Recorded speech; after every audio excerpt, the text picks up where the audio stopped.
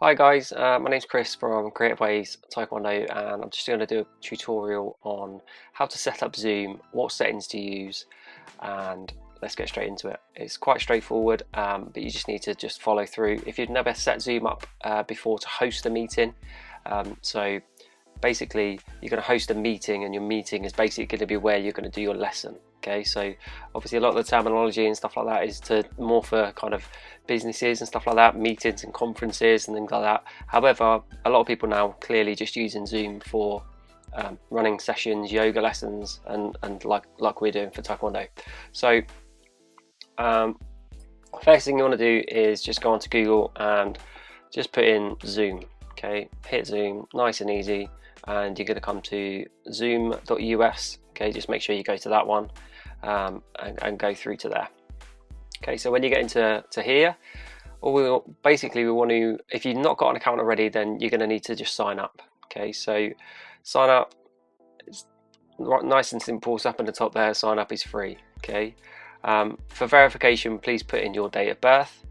So I'll just put in a fictitious date of birth just for this tutorial. 10 points if this is your birthday.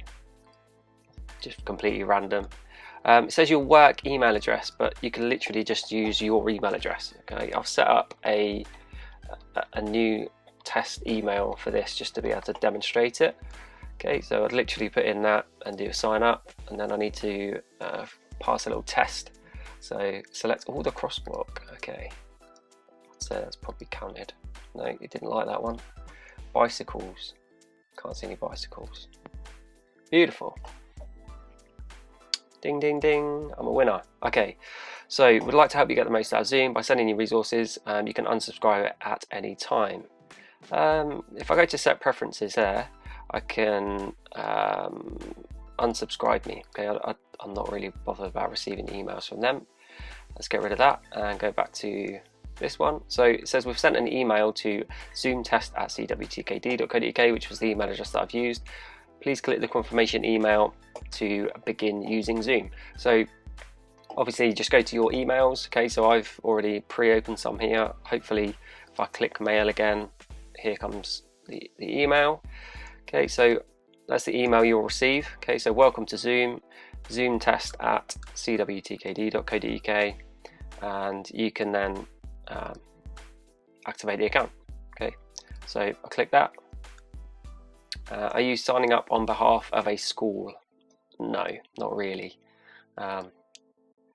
So next one is your details. So welcome to Zoom, first name. Okay, so I'm just going to put in, I'm just going to put my club. Okay, so Creative Ways, and then I'll put Taekwondo as the end. I'm just going to put in, I'm not going to use this strong password. Maybe I am. How do I clear it? Okay, I am going to use the strong password. I recommend you use a strong password too. But strong password, so it must have at least 8 characters, at least one letter, at least one number, and include upper and lowercase characters. So click continue. Hopefully my computer's remembered that password. Don't Zoom alone. Basically it's asking, is there anyone that you would like to share this with? So if you've got no one else, no other instructors or anything like that, then you're not going to need to share it. If you have got other instructors and they want their own Zoom account, then just put in their email addresses here and then click invite. I'm just going to click skip this step. You don't need to do it. Start your test meeting. Okay, so excellent. It's time to start a meeting, your personal meeting URL. So basically a personal meeting URL that's for this account only. Okay, so that's always going to stay the same. So that's something that you could share with all of your students all the time, and it's always going to stay there. So I'm not going to hit start meeting now. I'm going to go to my account. Okay, and we'll do the start the meeting part later on. Okay, so go to my account. I'm just going to bring up this one as well. So just got a little checklist going on. So visit Zoom. Yes, we've done that. Make a new account. Yes, done that. Set up your Zoom settings. Okay, so that's where we're at. Set up Zoom settings. So next up then, we're logged into Zoom. I'm in. Zoom has removed 40-minute limit for schools affected by coronavirus, and the meeting limit on your free basic account has been temporarily lifted. Okay, so when you log in, you should get this as well. Okay, so it means it's been before Zoom for a basic account used to kick you out after 40 minutes. At the moment, due to the pandemic, they've extended that to unlimited for everybody. Okay, and the next one, due to increased demand, dial-in by phone conferencing may be removed temporarily from a free or basic account. Okay, so that's not gonna hinder you at all. So you just close those two off. So we'll start going through the settings now. I'll move over to this side, and realistically at the start you've got your profile here. Okay, so you can upload a profile photo. So if you've got a photo of yourself, this will then kind of go through to all of your students. So when you log in and you've got your camera turned off, your profile picture will be whatever you change that to. Okay, so if you've got a personal profile picture like you doing a kick or something like that, or a club logo, something maybe, then I'd change that to that, recommend that. Your personal meeting ID, okay, is hit show, and that's your personal meeting ID. So everyone's account is going to have an individual personal meeting ID. The email address you signed up with, any linked accounts that you have, which obviously if you've just started you won't have any. What license type you've got, so we've got basic, so that's the free version initially. So 100 participants, but we know that the 40-minute rule's gone. Time zone, so you've got Greenwich Mean Time, so everyone in the UK is going to want that. Hit edit on this just to change the date format. So you can just scroll down a little bit and choose like a UK version, so day, month, and then the year.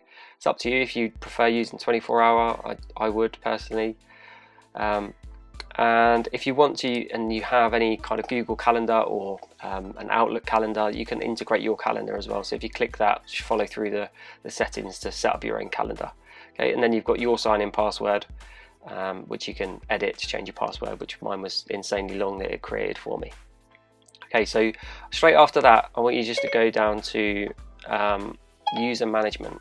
Okay, so and we're going to go into settings. We're going to set settings straight away. Okay, so these are the settings that basically you're going to change now to ensure that it's set up in a way that works and makes sense for you. So waiting room, okay, so it's broken down into these three areas. At the top, so you've got meeting, recording and telephone. And then there's like subcategories here. So this is a subcategory, security, for security. So if I click schedule a meeting, it's just going to slide down to schedule a meeting. Okay, so we're just going to start at the top and work all the way down. So waiting room, so when participants join a meeting, place them in a waiting room and require the host to admit them individually. Enabling the waiting room automatically disables the setting for allowing participants to join before the host. For me personally, I don't have a waiting room on. Okay, so I've turned this off. It's quite time consuming adding people manually in.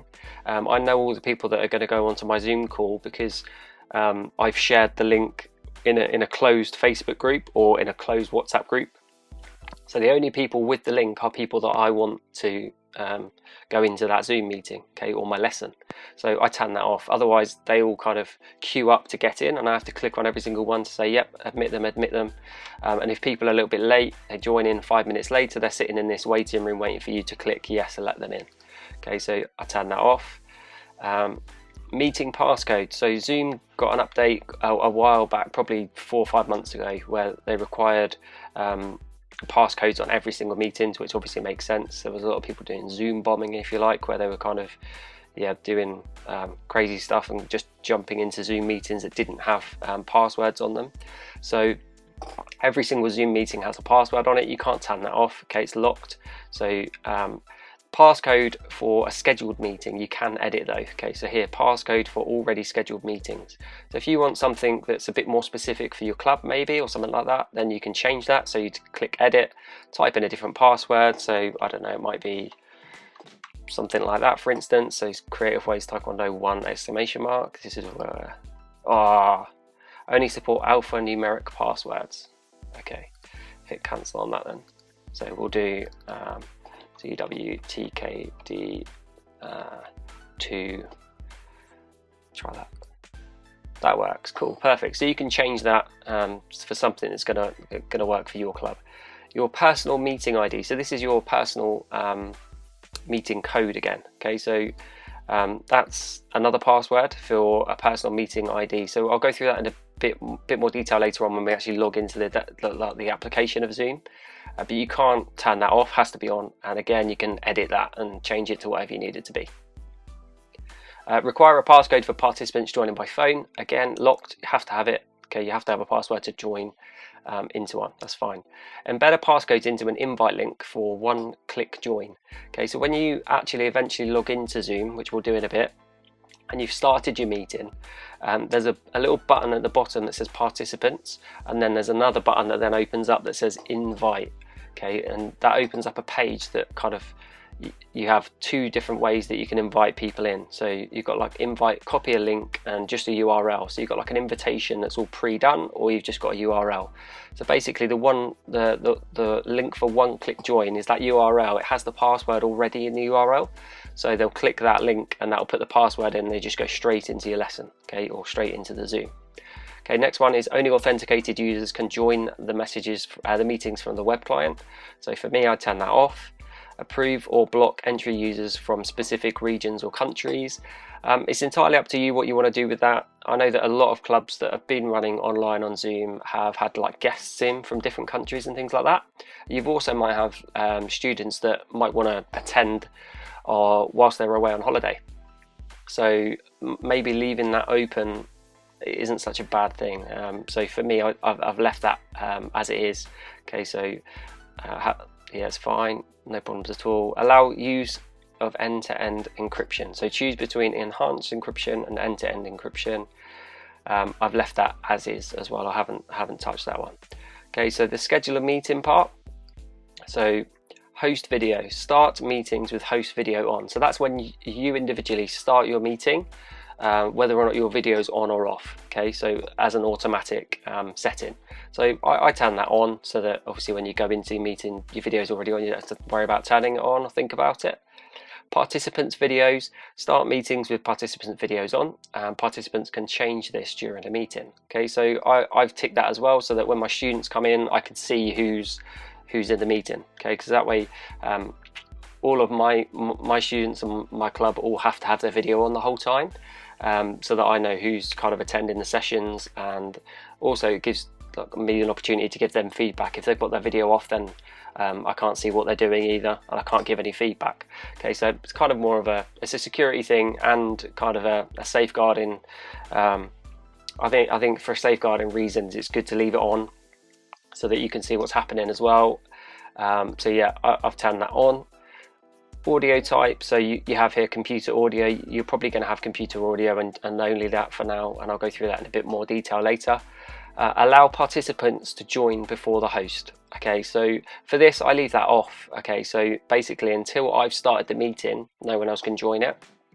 I used to leave it so that people could join before, but it kind of allowed people to then potentially kind of mingle and chat and all the rest of it, which is great, but it's probably not necessarily something that you want to be kind of wanting to put into place, if that makes sense. So you don't know what's going on with all of your students that are then kind of meeting up in the video before you're there. Okay, so I'd leave that off personally and make sure that unless you're there as a host, then people join. Okay, rather than just allowing people to join at the correct time. Okay, obviously if you're there at the right time anyway, then it's not going to make any difference. But if you do allow participants to join before host, then someone could, with the same kind of settings and login, they could they could have almost a Zoom meeting themselves 2 hours before potentially, because they've got all the right settings and passwords. So I'd leave that off. Enable personal meeting ID. Yep, leave that on. Use a personal meeting ID when scheduling a meeting. So you can have that on or off. It's entirely up to you. Depends on how many sessions you're planning on doing, basically. A use personal meeting ID when starting instant meeting. Okay, I have that on. So you might want to use that as well, because whatever password you've got set for your personal meeting password will be the same one for that meeting. Mute all participants when they join a meeting. Okay, so I have that on. Majority of my lessons, most of the participants are muted the whole time, and they can thanks Siri, that's really helpful. They can unmute themselves, but you need to ask them to unmute themselves by clicking a button on Zoom. Upcoming meeting reminder. So if you've got Zoom on your desktop, on your computer, and you want a reminder, then tick that box. But I'm sure you'll probably remember when your lessons are going to be. So inside the meeting, okay, so require encryption for third-party endpoints. I've left that off. Chat, okay, so this one's quite an important one. So for me personally, I've got that off, okay, and there's good reason for why I've got chat off, is because one, it kind of, for me, I noticed it made the students kind of divert away from the session and ask questions on there a bit too frequently that maybe aren't all that important, and also kind of chat between each other, which sounds like that's not such a bad thing, but when you're only running a half an hour session on Zoom, it seems silly that they're kind of picking the phone up and typing a little question to their friend, where if they're truly friends, they're probably just going to send them a text message after the session or something like that potentially. So there's not really any requirement for the chat, I don't feel. If anyone's got a question, we normally kind of just put our fist in front of the camera like this, or just put your hand up, and then you get unmuted, ask your question, and the class carries on. So there's no need for it. If you want to leave it on, by all means leave it on, but I definitely recommend do the private chat section here. Allow participants to send one-to-one messages to another participant. So that completely cuts out the host, i.e. you as an instructor or you running the meeting. You don't know what's being said between people, so I'd 100% have that off if you're going to have chat on. Okay, so I'm going to turn my chat off because I don't need the chat on. File transfer, again, off. There's no need at all for your students to be sending you files, or vice versa, you sending them files. And if you need to send them a file, just email them. Okay, it makes perfect sense. Display end of meeting feedback survey, I left that off. Always show meeting control toolbar, I leave that off. Show Zoom window during screen share, I leave that off as well. Screen sharing, so who can share? Host only or all participants? For me, I've never done a screen share during my lessons, so for me I would turn it off. If I was going to leave it on, 100% would just leave it as host only. Okay, there's no need for your students to be doing a screen share, I don't feel. I'll turn mine off because it's just not required at all, and it also kind of cuts out a lot of the next options, which is quite handy. So a lot of annotation. If you left it on, then people can annotate on your screen during the session. It just seems a bit strange. And again, like whiteboard, they can draw all over your Zoom screen. Remote control, so during a screen share, the person is sharing can control the other person's computer. Okay, so again, we're doing a Taekwondo lesson. We don't need to be sharing our computers with them.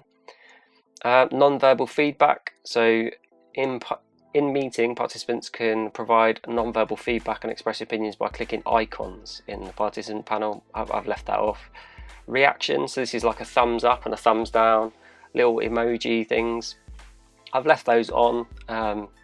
Sometimes some of the students use it if they understand something, if they don't understand something. If they don't, they put a thumbs down, and then I can unmute them and explain it in a bit more detail to them. Allow participants to rejoin. Okay, so this is basically if you've removed someone from the meeting.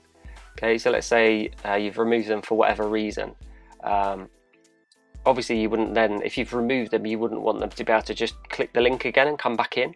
Okay, so automatically it kind of, if you've removed someone from a meeting, that meeting, they can't rejoin, okay, because they've been blocked from that one meeting.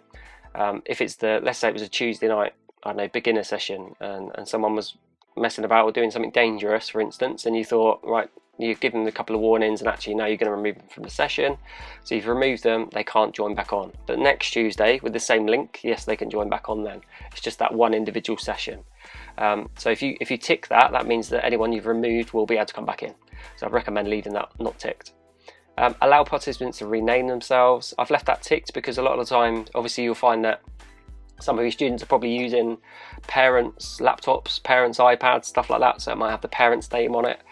So a lot of them like to kind of edit it so that it's got their name. And for my guys, I get them to put their first name, last name, and their grade. Okay, so like blue belt or whatever it might be, red belt. Okay, just gives you a bit more of an idea as well, especially for maybe some instructors that aren't quite as active, that may take a session. At least they've got an idea of what kind of grades they've got there as well, just by looking at the screen. Hide participants' profile pictures in meetings. So all participants' profile pictures will be hidden, and only the names of the participants will be displayed on the video screen. So this is only when the video is off. So if you've got your video turned off, then it's going to show up a picture. Okay, so it's whether or not you hide those or not. I've just left those as they are. In meeting advanced, report to Zoom, that's on, that's fine. There's a button within Zoom, basically it says, would you like to report something to Zoom? Okay, so there's a problem. Breakout room, this is good if you've got multiple instructors. So if you've got, like, let's say 3 instructors in a session and you've got, I don't know, 30 students, you could take like breakout rooms and make another 2 additional rooms plus your normal room, and then one instructor could go into one of the rooms, obviously another in another, and then you could move maybe 10 into that one, 10 into that one, and then you've got 3 individual sessions going in the same meeting. So that might work quite well for a lot of clubs. I've not utilised that much at all. We did it for the grading, so we had a breakout room and then we had the proper room with the grading, and I could pull people in and out of the room as and when it was their time to grade. So that worked really well, but it's not something that we do on a regular basis, just did it for the club grading. Remote support, leave it off, we don't need it. Closed captioning, leave it off. Save captions, leave it off.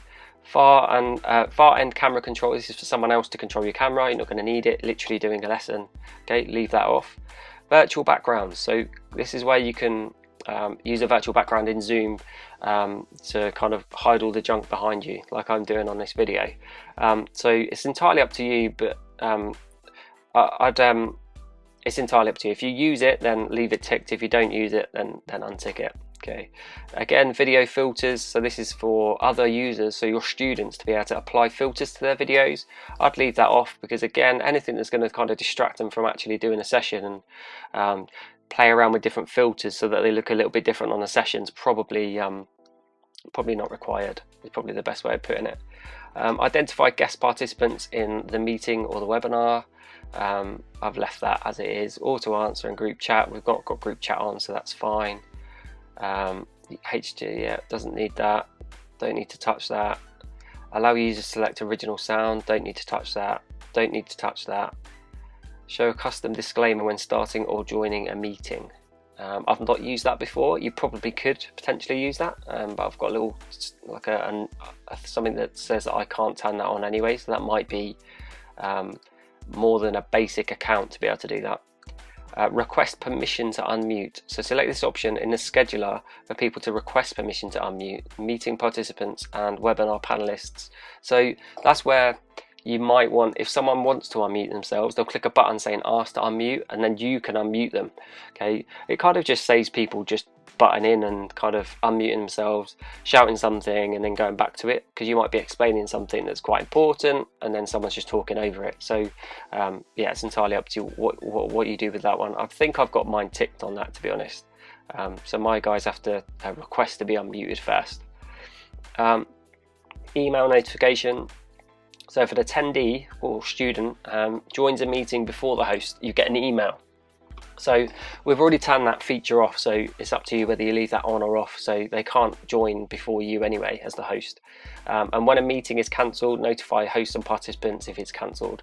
I'd leave that ticked, just if anyone has signed up via email, then at least they'll get that. This other one here, so blur snapshot on iOS switcher. So this is where on an iPhone, when you swipe up from the bottom and it shows you all your apps, it basically just blurs zoom out in the background. So when it's in that, I don't really know why it's on here, but just leave that ticked. It doesn't really matter whether it's ticked or not, to be completely honest. So I wouldn't worry too much about that. Okay, there's no save button on this. So like as you do each one, if I click that, it's going to then at the top here say your settings have been updated. So I'll turn it back off. So that was just an example. So there's no kind of save at the bottom or anything like that. So that's your Zoom. Pretty much that's all your settings of meeting setup. Recording. Now obviously you want to record the Zoom session because from a safeguarding point of view and kind of a safety point of view, really, you're going to want to have a copy of the lesson that you've just taken, really. So I'd recommend, obviously with this part, is doing a local recording on them. Okay, so local basically means it's going to record to your computer locally. Okay, so it's not putting it up in the cloud or anything like that. It's literally on your computer. And when you go into Zoom, you can go into the settings of Zoom to see exactly where it's going to save that file. So automatic recording, so record a meeting as soon as it starts. I tick that. Okay, so literally as soon as you click start the meeting or start a scheduled meeting, it's going to start recording it straight off. Show a customizable disclaimer to participants before a recording starts. It's entirely up to you if you want to do that, but there is in the top right hand corner, or top left hand corner, sorry, a little recording thing, like a little light that's flashing, and it does actually say recording in the corner. So I've informed all of my students that every single session on Zoom is recorded. No one seems to have any problems or issues with that at all. So multiple audio notifications of recorded meeting. I've left that off, so there's no kind of noises in the background, kind of like a beep or anything like that to say it's being recorded when they join from telephone or audio. We're not going to do that because obviously no one's going to ring in to do your lessons, I wouldn't have thought. Telephone, we don't need to worry about because we don't have Zoom telephone. Okay, so I assume Zoom have got like a telephone system, like an internet version of one, and yeah, we're not going to be using any of that, so that's absolutely fine. So next thing, if I go to profile, so I should be able to then from here schedule like a meeting. So at the top right hand corner here, schedule a meeting. Okay, so that's what we want to do. I'm going to schedule one. So I'll start one, this is completely fictitious, so let's say Monday intermediate, spell that well, so Monday intermediate class. Okay, and then my meeting description is going to be green belts to red tag. Okay, for instance, so when what's going to be on a Monday, so we'll do next Monday, which is the 2nd, and we'll do it at 6 o'clock, and it's going to be an hour. Okay, so or we'll do 45 minutes. Okay, 45-minute session. Okay, so if this is a regular class that you do all the time, you just tick that recurring meeting button. Okay, and then just change the settings here, so it's every week. So repeat every 1 week on a Monday, and you can put an end date. So you might want to end it just before Christmas, I suppose. 21st maybe might be the last session that you would do. So that's fine. Okay, chosen a date. So this after 7 occurrences, that's if you select after. Okay, so instead I've checked the date. Okay, that's fine. I unticked it. There we go. The password for that one session. Okay, so let's say for your intermediates, you've got like an email list, and then for the intermediates, you might set the password to, I don't know, just something completely random. Okay, that's absolutely fine. And then you just share that password just with the intermediates. It would have the same link for your personal meeting ID, and then that's their password. So all the beginners wouldn't know that password, and all the advanced wouldn't know that password either. Okay, if that makes sense. Video settings. So host videos on when you enter, and participant videos on also when you enter. Okay, that's what we want. Meeting options, allow participants to join at any time. No, we want the participants to join when the host is there. Okay, mute participants on entry. So obviously if you've got 20 people coming on all within a couple of minutes, if they're all muted when they go in, perfect. Okay, so we don't want kind of loads of noise and all the rest of it, because yeah, it gets a bit much when there's like 20 people on there. Automatically record the meeting on your local computer. Yep, that's what we want to do. So you'd click save, and now you've got your scheduled meeting. Okay, so Monday intermediate class, all the information we've just put in there. You can add it to a calendar, Yahoo calendar. You can show all the occurrences of it that we have, and meeting IDs here. Now this invite link, so again, if you've got like a mail list or something like that, some people might have like a closed Facebook group for their certain grades, or they might have a closed Facebook group just for the club or overall. You then kind of just click this copy invitation, and it's just gonna, this is your invitation here. So if you've got an email list, and then you then copy all of this, or click copy meeting invitation. Okay, that's going to go into your clipboard. Just go to your mailing system. You might use MailerLite or MailChimp, or just use your normal Outlook or something like that, and then just paste that in, send it out to all of the people that need to go to the intermediate one, and then they've just got that link to join the session. Okay, absolutely fine, works perfectly. And then all they need to do is just click that link. So when it's time for you to start the session or start that meeting, you would either click start this meeting here. okay, or within the actual desktop application, you would then click that. I'll show you that in a second when we log in. So that's pretty much all of the settings within the web browser. Okay, so we'll move over now to Zoom. Okay, so I'm just going to open up Zoom quickly and log out of myself because I'm logged in individually. So if I sign out, and then I'll share that page. Hopefully, fingers crossed, it will work. Okay, so when you open Zoom, you'll just be greeted with this, sign in. Okay, so we will Zoom test at cwtkd.co.uk, and the password I do not know. It was that massively long, huge thing that I need to go and find now. So I could do some like hold music now whilst I'm looking through my phone to get the password. A few moments later. Cool, right, I'm in. So this is Zoom. Okay, so when you open up the desktop application of Zoom, this is what you're going to be greeted with. Okay, so we've got no upcoming meetings today. Okay, if I go to meetings though, we should have the one we created, which we have here. Okay, so we've got a recurring Monday intermediate class. From here I can copy the invitation that we did before. So that's already done, that's copied and gone to my clipboard. I can join from a room, I can edit the invitation. If I click edit, it's just going to take me to the web page, which you guys didn't see there, but yeah, it literally took me to the web page to do it. And that's pretty much it. So when it's time to actually start the meeting, okay, so Monday's arrived for instance, and you actually want to start the Zoom session, you'd hit start. Okay, and then all that's going to happen is it's going to open up the Zoom. Now, the reason it's doing what it's doing is because the video that I have selected is the video that I'm showing you, if that makes sense. So, how am I going to change this? If I do that, you're going to see behind the curtain. Chris behind a green screen. Okay. So you got double me. Anyway, so this is what you'd be greeted with. Okay, so someone else, obviously all of your other students are then going to start joining in. Okay, and they would then show up in this participants area here. So a list of people would start showing up here, which will be all of your students. And then within Zoom, you're already in Zoom now. Anyway, so you'd get this thing here that says grid. Okay, so you've got like view modes, which is going to be grid or individual. Okay, and individual is like whoever's spotlighted. So a spotlight is basically you're going to be spotlighted most of the time during a session, and yes, the best thing you can possibly do is be spotlighted, to be honest, during the actual sessions and lessons. So when you're in Zoom, okay, so settings wise, you're going to want to make sure that you've got the correct microphone selected that you want to use. Okay, so if you haven't got any external microphones, so for me, I've got this microphone here. So this here is a Rode Wireless Go mic.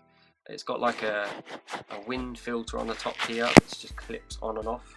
Okay, and the microphone's actually this bit here. And so when I'm doing the session and moving about and kind of all that kind of stuff, there's no kind of wind going in down, like, you know, that kind of noise that you get from a microphone. And usually I just clip it on the v-neck of my uniform, and it works absolutely perfectly.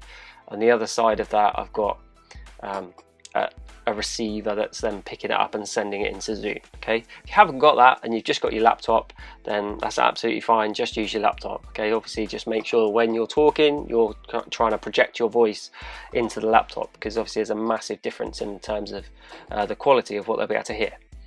So to pick your microphone, you click on this little arrow here. Okay, so that's selecting the microphone. So for me, that's selected for this microphone here. Okay, so that works for me. Now selecting the speaker, so the speaker is going to be what projects out when you unmute your students. Okay, so most of the time it's going to be built-in output, okay, or your computers, either a laptop speakers or your computer speakers. If you've got it connected to a TV and there's like HDMI here, then choose HDMI, because that's going to then come out of your TV. And then video wise, again, you just want to be selecting whichever whichever camera you have. Okay, so you might have a built-in webcam, which is what kind of you're seeing me with the green screen on, which is why the quality is not very good. Or you might have a plug-in webcam that's a bit better quality, then use that. Okay, that's absolutely fine as well. Yeah, that's pretty much it. So at the end of the session, let's say you've done all your lesson. Okay, end of the session, all you would do is just hit end. It's going to come up and saying, do you want to just leave the meeting or do you want to end the meeting for all? Okay, so you want to tick end meeting for all. So what that will do is that will close the meeting down and it will kick everyone out. Okay, all of your students will be removed, so there's no one kind of left over chatting at the end, and that's pretty much it. And as it's doing that, it will then save the meeting that you did. Okay, so hopefully it will show you that part as well. The converting media part. Let me go back to here and see if I can capture that. So Zoom transcode maybe. Yep, cool, perfect. So at the end of the session, it's then basically going to save that meeting. Okay, so depending on what computer you've got, it might take 10-15 minutes, might take 5 minutes, might take 2 minutes, depends how long your lesson was as well. Okay, so once it's done that, it's then saved that copy of the session or of your lesson to your hard drive. Okay, so you can go back to it at any other time. And that is that pretty much in a nutshell. So that is how to use Zoom. As I've closed that, it opened up congratulations on your first Zoom meeting. And yeah, that's pretty much there, I think. Let me just double check on my little list of things to do here. So we've done set up Zoom settings. We did a strong password, which my computer automatically did. Mute participants on entry, we selected that. We disabled the chat. We recorded the Zoom lesson and disabled others to be able to record. Scheduled a Zoom call which was basically your lesson. Okay, so that share the link part. That's where you're going to either email out the link to the session, or you're going to send it out in a post on a Facebook closed group or something like that, or an Instagram closed group. Or I've also got WhatsApp groups for each, so beginners and advanced. So all I would do is copy and paste that and just paste it into the advanced group or the beginners group at the time of the session. So I don't schedule mine. I just literally do create a meeting and then send out the lesson link. We did that. We chose the camera. We chose our microphone, and then the view side of things I can't really demonstrate right now, but if you've ever used Zoom before, then you'll see that there's spotlight or grid. Okay, so grid is going to put all of your students all in a grid, and then spotlight is just going to put just you on there. Okay, so that they can see you. And that is pretty much the end of the tutorial then, guys, on how to set up Zoom, how to obviously get your account, change all the settings so that it's right for you to run a Taekwondo class in realistically, i.e. turn off all the chat, stuff like that, recording the sessions, and then starting a session. Fine. So yeah, that's pretty much that. If you have any questions whatsoever about setting up Zoom, using it for clubs or for Taekwondo lessons, then just leave some questions in the comments. I'm happy to answer them.